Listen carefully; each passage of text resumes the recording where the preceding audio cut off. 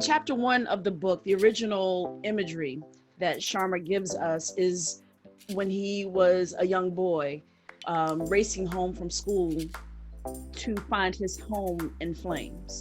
And everything that he owned, everything that his family owned, things that were endeared to him, going up in flames right in front of him. And what Sharma says during that was, it was one of the scariest moments in his life. Even at that young age, he recognized that there was something incredibly vulnerable about losing everything. But he said he also felt that there was something incredibly freeing about that moment as well, because it completely washed clean anything he was locked to. What ways are you demonstrating vulnerability by releasing preconceived notions or previous practices to make way for a bigger, larger, perhaps even better construct? I'll start us off. I don't mind. I think that this pandemic is sort of demanding that.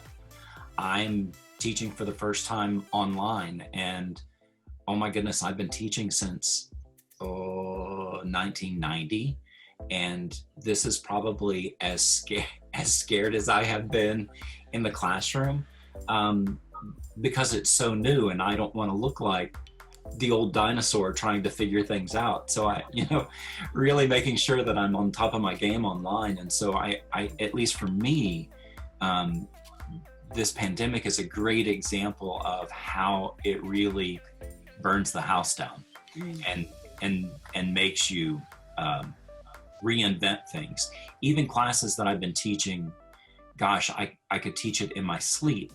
Ooh, I can't teach it in my sleep online. And so, at least for me, the time that we're living through right now is really demanding that sort of reinvestigation. Right now, our house is burning down in front of our eyes because we don't know what's going to happen. In fact, our governor on Thursday is going to hopefully give us direction about, can we start when we're supposed to in August? And are we going to add instructional days into our calendar so that if we have to have a break in our instruction, we won't have to go all the way through nearly the month of June to make up for those days? And, they're calling it anticipated versus two different scenarios, whereas this last break that we had to leave for, we didn't know what to do and we didn't know how to handle that. And now that we know the situation and what to do, it's an anticipated break, but how are we going to get our kids here and home on the school bus when we typically have 50 to 60 kids on one bus? That's not CDC guideline kosher.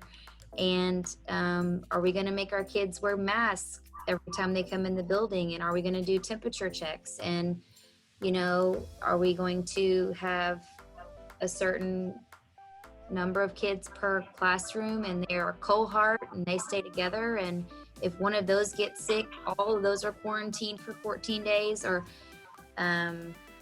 that's the goal. But of course it's an unknown. And that's what's scary for people, is not knowing. Change is scary. That's the only reason that people don't like it. It's scary. And so it depends on how you adjust or adapt to that change, and us as leaders and how we react to that change. That carries over to our faculty, our parents, our kids. It's just a trickle-down effect. So if we turn and run with our tail between our legs at the fire, then they will too. We can't do that.